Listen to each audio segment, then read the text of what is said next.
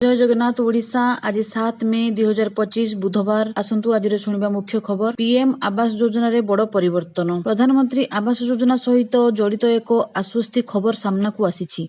सरकार योग्यता शर्तावली रे परिवर्तन करिथिबारु एबे अधिक लोक एही योजनार लाभ उठाई पारिबे। पूर्वरु एही योजना रे आवेदन करिबा पई 13टी शर्त पूर्ण करिबा जरूरी थिला। एबे एही संख्या को 10 को ह्रास करा जायछि। यार अर्थ हेउछि एबे 13टी बदल केवल 10टी शर्त पूर्ण करने पड़िबो, जेउथिरे मासिक आय सीमा मध्य अंतर्भुक्त रहिछि। प्रधानमंत्री आवास योजना ग्रामीण अधीनर घर निर्माण पई सरकारक द्वारा आर्थिक सहायता जोगाई दिया जाय थाए। पूर्वरु योग्यता निर्णय पई 13टी पैरामीटर थिला, जाहाकु एबे 10 को ह्रास करा जायछि। पूर्वरु मासको आय सीमा 10,000 टंका थिला, जाहाकु एबे 15,000 टंका को वृद्धि करा जायछि। पूर्वरु 2 चकिया जान किंबा माछ धरिबा डंगा थिले एही योजनार लाभ मिलि पारु नथिला, किंतु एबे एपरि व्यक्ति माने मध्य आवेदन करि परिबे। पहाड़िया अंचलर 1.30 लक्ष टंका एवं साधारण अंचल 1.20 लक्ष टंका सहायता जोगाई दिया जाउथिला। जेउ माने ए पर्यंत सर्वे करि नाहंती सेमानंक पई शेष तारीख मे 15। पूर्वरु एहा एप्रिल 30 थिला स्थिर करा जायछि। पूर्व 13टी शर्त मध्यरु एही 3टी प्रमुख शर्त को हटाई दिया जायछि।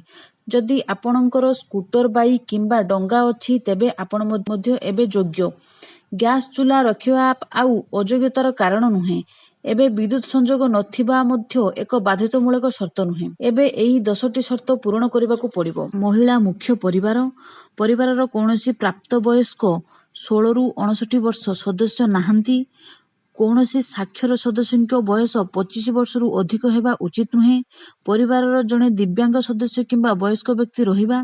केवल साधारण श्रमिक उपर निर्भर करुथिबा भूमिहीन परिवार, बासहीन परिवार किंबा केवल गोटे कोठरी रहुथिबा परिवार, एससी एससी एसटी किंबा संख्यालघु संप्रदाय परिवार, शौचालय नाही, शिक्षा किंबा नियुक्तिर अभाव, अन्य सामाजिक आर्थिक आवश्यकता। एही परिवर्तनर उद्देश्य हेउछि अधिकरु अधिक असहाय लोक एही योजनार लाभ उठाई पारिबे। जदि आपण मध्य एही योजना पई योग्य तेबे 15 मे पूर्वरु आपणकर गृह सर्वे करंतु। एही सर्वे शेष तारीख पूर्वरु 30 एप्रिल थिला, किंतु एबे ताहाकू 15 दिन पई वृद्धि करा जायछि। आजिर परवर्ती खबर। साबरीमाला जिबे राष्ट्रपति। प्रथम भारतीय राष्ट्रपति भावे साबरीमाला यात्रा करी इतिहास रचिबे द्रौपदी मुर्मू। केरलर साबरीमाला श्री आयप्पा मंदिर को जाई दर्शन करिबे राष्ट्रपति द्रौपदी मुर्मू। से मे 19 तारिख रे भारतर प्रथम राष्ट्रपति भावे साबरीमाला दर्शन करी इतिहास रचिबे। मंदिर परिचालना करुथुबा ट्राभंकर देवस्वम बोर्ड टीडीबी राष्ट्रपति आगामी गस्त को मंदिर एवं देश पई एक ऐतिहासिक मुहूर्त बोली कहिसंती। राष्ट्रपति तांकर 2 दिनिया केरल गस्त मध्यरे पवित्र मंदिर परिदर्शन करिवार योजना रहिछि। मुर्मू मे 18 तारिख केरलर पहुंचिबा परे कोट्टायम जिल्लार एक व्यक्तिगत कार्यक्रम रे जोगादेबार योजना रहिछि। परदिन सकाळे राष्ट्रपति मुर्मू मंदिर निकट रे थिबा नीलकम हेलीपैड यात्रा करिबे एवं फंपा बेस कैंप को जिबे। या परे अन्य तीर्थयात्री माने परी यहाँ पर अन्य तीर्थयात्रा मानक परी 4.25 किलोमीटर यहाँ पर अन्य तीर्थयात्री मानक परी 4.25 किलोमीटर उच्च पथरे चलिबे किंबा पहाड़ शीर्ष मंदिर को एक जरूरीकालीन रास्ता रे गाड़ी द्वारा जिबे। तांकर यात्रा पद्धति विषय रे चूड़ांत निष्पत्ति सुरक्षा व्यवस्थार तदारख करुथिबा स्वतंत्र सुरक्षा गोष्ठी एसपीजी द्वारा नियाजिबो। यह प्रथम थर जेकोसी राष्ट्रपति साबरीमाला मंदिर परिदर्शन करने को निष्पत्ति नहीं। से पदयात्रा करेंगे कि पहाड़ उपर को गाड़ी रे जिबे ता निष्पत्ति एसपीजे नेबे। आमे सेमानक निर्देश पालन करिबु बोली टीडीबी सभापति पीएस प्रशांत कहिसंती। परवर्ती खबर। ओडिशार 12टी स्थान रे हेबो मॉक ड्रिल। गृह मंत्रालयर निर्देश। बुधवार ओडिशार 12टी स्थान रे हेबो मॉक ड्रिल। पहलगाम आक्रमण घटना फुल एक्शन ले केंद्र सरकार। सोमवार बसिथिबा गृह मंत्रालयर बसिथिबा गुरुत्वपूर्ण बैठक रे नुआ निर्देशनामा जारी करा जायछि, जेउथिरे विभिन्न राज्यर विभिन्न स्थान रे मॉक ड्रिल करिवार निष्पत्ति निया जायछि। चयन होइथिबा स्थान मध्यरे ओडिशार 12टी जगह रहिछि, जेउठारे मॉक ड्रिल करिबाकू निष्पत्ति निया जायछि। गृह मंत्रालय पक्षरु जारी होइथिबा निर्देशनामा अनुसार 2025 मे 7 तारिख रे नागरिक मानक सुरक्षा पई मॉक ड्रिल करा जिवो। कोनोसी जरूरी परिस्थिति रे किपरि लोकंक सुरक्षा करा जाय परिबो से नै मॉक ड्रिल करा जिवो। ତେବେ ଓଡ଼ିଶାର ମକ୍ଡ୍ରିଲ୍ ହେବାକୁ ଥିବା ସ୍ଥାନଗୁଡ଼ିକ ହେଉଛି ତାଳଚେର, ଢେଙ୍କାନାଳ, ଜଗତସିଂହପୁର, ପାରାଦୀପ, ହୀରାକୁଦ, ଭୁବନେଶ୍ୱର, ରାଉରକେଲା, ଭଦ୍ରକ, କୋରାପୁଟ, ବାଲେଶ୍ୱର, ଗୋପାଳପୁର, କେନ୍ଦ୍ରାପଡ଼ା ରହିଛି। ଆଜିର ପରବର୍ତ୍ତୀ ଖବର, ପୃଥିବୀକୁ ମାଡ଼ି ଆସୁଛି ଉପଗ୍ରହ। ପୃଥିବୀକୁ ମାଡ଼ି ଆସୁଛି ଏକ ଭୟଙ୍କର ଉପଗ୍ରହ। ମାଟିରେ ମାଡ଼ ହେଲେ ହେଇଯିବ ବଡ଼ କ୍ଷତି। 53 ବର୍ଷ ତଳର ଗୋଟିଏ ଉପଗ୍ରହ ଏବେ ପୃଥିବୀ ପାଇଁ ବଡ଼ ବିପଦ ସାଜିଛି। ମହାକାଶରେ ଘୁରୁ ବୁଲୁଥିବା ଏହି ଉପଗ୍ରହ ଯେକୌଣସି ମୁହୂର୍ତ୍ତରେ ପୃଥିବୀର ମାଡ଼ ହେବା ସହିତ ବଡ଼ ଧରଣର ବିସ୍ଫୋରଣ କରିପାରେ। କୁହାଯାଇଛି ମେ 10 ତାରିଖ ବେଳକୁ ଏହି ଉପଗ୍ରହ ପୃଥିବୀର ବାୟୁମଣ୍ଡଳରେ ପ୍ରବେଶ କରିପାରେ। ଆଉ ପୃଥିବୀର ବାୟୁମଣ୍ଡଳରେ ଏହା ପଶିବା ମାତ୍ରେ ଏହା ଭୂଇଁ ଆଡ଼କୁ ଅତି ଜୋରରେ ଆସିବା ସହିତ ପୃଥିବୀ ପୃଷ୍ଠରେ ମାଡ଼ ହୋଇପାରେ। 500 କିଲୋର ଓଜନ ବିଶିଷ୍ଟ ଏହି ଉପଗ୍ରହକୁ 1972 ମସିହାରେ ସୋଭିଏତ ୟୁନିୟନ ଲଞ୍ଚ କରିଥିଲା, ଯାହାକି ଶୁକ୍ର ଗ୍ରହରେ ଲ୍ୟାଣ୍ଡ କରିବା ନେଇ ଲକ୍ଷ୍ୟ ଧାର୍ଯ୍ୟ କରାଯାଇଥିଲା। ଶୁକ୍ର ଗ୍ରହରେ ଅଧିକ ଗରମ ସହିତ ବର୍ଷା ହେଉଥିବା କାରଣରୁ ଏହି ଉପଗ୍ରହକୁ ସବୁ ପରିସ୍ଥିତିରେ ସହିବାକୁ ଡିଜାଇନ୍ କରାଯାଇଥିଲା। ହେଲେ ଟେକ୍ନିକାଲ ଭୁଲ ପାଇଁ ଏହି ଉପଗ୍ରହ ଶୁକ୍ର ଗ୍ରହରେ ଲ୍ୟାଣ୍ଡ ନକରି ପୃଥିବୀର କକ୍ଷରେ ଫସିଯାଇଥିଲା। ସୋଭିଏତ ୟୁନିୟନ ଲଞ୍ଚ କରିଥିବା ଏହି ଉପଗ୍ରହର ମୁଖ୍ୟ ବଡ଼ଟି କିଛି ସମୟ ପରେ ଏହାଠୁ ଅଲଗା ହୋଇଯାଇଥିଲା, ଯାହାପରେ କେବଳ ଲ୍ୟାଣ୍ଡଟିର ଦୀର୍ଘ 50 ବର୍ଷରୁ ଅଧିକ ସମୟ ଧରି ପୃଥିବୀର ଚାରିପଟେ ଘୁରି ବୁଲୁଥିଲା। ହେଲେ ଏହି ସାମାନ୍ୟ ଉପଗ୍ରହଟି ପୃଥିବୀ ପାଇଁ ଏତେ ବଡ଼ ବିପଦ ସାଜିଛି। ନେଦରଲ୍ୟାଣ୍ଡର ଡିଫେଲ୍ଟ ଟେକ୍ନିକାଲ ୟୁନିଭର୍ସିଟିର ଜଣେ ଅଧ୍ୟାପକ କହିବା ଅନୁଯାୟୀ ଏହି ଉପଗ୍ରହଟି କୌଣସି ବି ମୁହୂର୍ତ୍ତରେ ପୃଥିବୀ ଉପରେ ମାଡ଼ ହୋଇପାରେ। କୁହାଯାଇଅଛି ଏହି ଉପଗ୍ରହଟି ପୃଥିବୀ ପୃଷ୍ଠରେ ମାଡ଼ ହେଲେ ଏସିଆ, ୟୁରୋପ କିମ୍ବା ଆମେରିକାର କୌଣସି ଅଞ୍ଚଳରେ ପଡ଼ିପାରେ। ଏହା ସହ ପୃଥିବୀର ଅନେକ ଅଞ୍ଚଳରେ ମହାସାଗର ଥିବାରୁ ଏହି ମହାସାଗରରେ ମଧ୍ୟ ପଡ଼ିପାରେ। ହେଲେ ଯଦି ମହାସାଗର ବାଦ ଏହା ପୃଥିବୀର ଭୂପୃଷ୍ଠରେ ପଡ଼େ ତେବେ ବଡ଼ ଧରଣର ବିସ୍ଫୋରଣ ହୋଇପାରେ।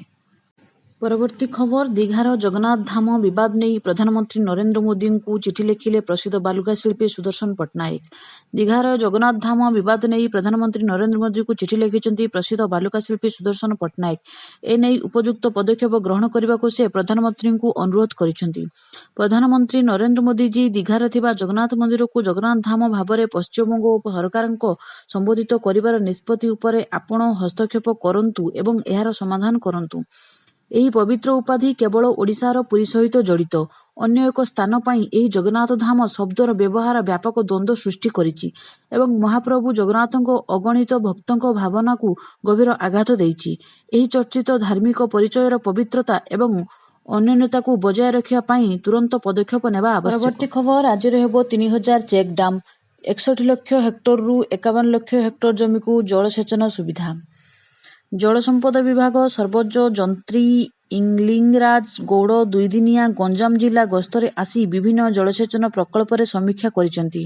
ଏଥିସହ ପ୍ରସ୍ତାବିତ ଅନେକ ନୂଆ ପ୍ରକଳ୍ପକୁ ସେ ବୁଲି ଦେଖିଛନ୍ତି। ପରେ ମଙ୍ଗଳବାର ସନ୍ଧ୍ୟାରେ ସେ ଭୁବନେଶ୍ୱର ଫେରିଯାଇଛନ୍ତି। ରାଜ୍ୟରେ 61 ଲକ୍ଷ 80 ହେକ୍ଟର ଚାଷ ଜମି ରହିଅଛି। ସେଥିରୁ 51 ଲକ୍ଷ 34 ହେକ୍ଟର ଜମିକୁ ବିଭିନ୍ନ ମାଧ୍ୟମରେ ମାର୍ଚ୍ଚ 2025 ସୁଦ୍ଧା ଜଳସେଚନ ସୁବିଧା ରହିଛି। ବଳକା 10 ଲକ୍ଷ ହେକ୍ଟର ଜମିକୁ ଜଳସେଚନ ସୁବିଧା ଯୋଗାଇ ଦେବାକୁ ପଦକ୍ଷେପ ନିଆଯାଇଅଛି ବୋଲି ସର୍ବୋଚ୍ଚ ଯନ୍ତ୍ରୀ ଗୌଡ଼ କହିଥିଲେ। ପରବର୍ତ୍ତୀ ଖବର, ବାଣ ଦୁର୍ଘଟଣାରେ 2 ଜଣଙ୍କର ମୃତ୍ୟୁ, ମୃତକଙ୍କ ପରିବାରକୁ 4 ଲକ୍ଷ ଲେଖାଏଁ ମୁଖ୍ୟମନ୍ତ୍ରୀଙ୍କ ସହାୟତା ଘୋଷଣା। ଭଦ୍ରକ ଚାନ୍ଦବାଲି ଅଞ୍ଚଳର ହଳଦିଡିଓ ଗାଁରେ ବାଣ ଦୁର୍ଘଟଣାରେ 2 ଜଣ ବ୍ୟକ୍ତିଙ୍କ ମୃତ୍ୟୁ ଘଟଣାରେ ମୁଖ୍ୟମନ୍ତ୍ରୀ ମୋହନ ଚରଣ ମାଝୀ ଗଭୀର ଦୁଃଖ ପ୍ରକାଶ କରିଛନ୍ତି। ଶ୍ରମିକମାନଙ୍କ ମୃତ୍ୟୁ ଅତି ଦୁଃଖଦାୟକ ବୋଲି ମତବ୍ୟକ୍ତ କରିବା ସହିତ ମୁଖ୍ୟମନ୍ତ୍ରୀ ସେମାନଙ୍କ ପରିବାର ବର୍ଗଙ୍କ ପ୍ରତି ସମବେଦନା ପ୍ରକାଶ କରିଛନ୍ତି। ଏହା ସହିତ ପରିବାରର ନିକଟତମ ଆତ୍ମୀୟଙ୍କୁ ରାଜ୍ୟ ବିପର୍ଯ୍ୟୟ ମୁକାବିଲା ପାଣ୍ଠିରୁ 4 ଲକ୍ଷ ଟଙ୍କାଏ ସହାୟତା ପ୍ରଦାନ କରିବାକୁ ଘୋଷଣା କରିଛନ୍ତି। ସୂଚନା ଅନୁସାରେ ଭଦ୍ରକ ଚାନ୍ଦବାଲି ରାସ୍ତାରେ ହଳଦିଡିଓରେ ଆଜି ଏକ ବାଣ ଗୋଦାମରେ କାମ ଚାଲିଥିଲା। ଏଠାରେ କାର୍ଯ୍ୟରତ ଲୋକେ ବାଣ ଭୁଡୁଥିଲେ। କୌଣସି କାରଣରୁ ବାଣ ବିସ୍ଫୋରଣ ଘଟିଥିଲା। ଏଥିରେ 7 ଜଣ ଲୋକ ଆହତ ହୋଇଥିଲେ। ଆହତମାନଙ୍କ ମଧ୍ୟରୁ ଏସକେ ମୁଶାରଫ ଓ ରାତୋ ବିବିଙ୍କ ଅବସ୍ଥା ଗୁରୁତର ଥିଲା। ଉଭୟଙ୍କୁ ଚିକିତ୍ସା ପାଇଁ କଟକ ବଡ଼ ଡାକ୍ତରଖାନା ପଠାଯାଇଥିଲା। ସେଠାରେ ଚିକିତ୍ସାଧୀନ ଅବସ୍ଥାରେ 2 ଜଣଙ୍କର ମୃତ୍ୟୁ ଘଟିଛି। ଅନ୍ୟ ଆହତମାନଙ୍କର ଚିକିତ୍ସା ଜାରି ରହିଛି। ପରବର୍ତ୍ତୀ ଖବର, ଘରେ ବସି ହ୍ୱାଟ୍ସଆପରେ ପାଇବେ ମ୍ୟାଟ୍ରିକ୍ ସାର୍ଟିଫିକେଟ୍। 7 ଦିନ ଯାଏ ମାଗଣାରେ ଉପଲବ୍ଧ। ସଦ୍ୟ ପ୍ରକାଶିତ ମାଟ୍ରିକ ଫଳର ସାର୍ଟିଫିକେଟ୍ ମାଧ୍ୟମିକ ଶିକ୍ଷା ପରିଷଦ ୱେବସାଇଟର ସୋମବାର ସନ୍ଧ୍ୟା 7ଟାରୁ ଉପଲବ୍ଧ ହୋଇଛି। ୱେବସାଇଟରେ 7 ଦିନ ଯାଏ ମାଗଣାରେ ଉପଲବ୍ଧ ରହିବ ମ୍ୟାଟ୍ରିକ୍ ସାର୍ଟିଫିକେଟ୍। ପାସ୍ କରିଥିବା ପରୀକ୍ଷାର୍ଥୀମାନେ ସେମାନଙ୍କ ଡିଜିଟାଲ ସାର୍ଟିଫିକେଟ୍ ଘରେ ବସି ମଧ୍ୟ ପାଇପାରିବେ। ସେହିପରି ପରୀକ୍ଷାର୍ଥୀମାନେ ନିଜ ହ୍ୱାଟ୍ସଆପରେ ମଧ୍ୟ ଏହି ଡିଜିଟାଲ ସାର୍ଟିଫିକେଟ୍ ସିଧାସଳଖ ପାଇବା ଲାଗି ସୁଯୋଗ ରହିଛି। ଏଥିଲାଗି ବୋର୍ଡ ପକ୍ଷରୁ 7710058192 ହ୍ୱାଟ୍ସଆପ ନମ୍ବର ଜାରି କରାଯାଇଛି।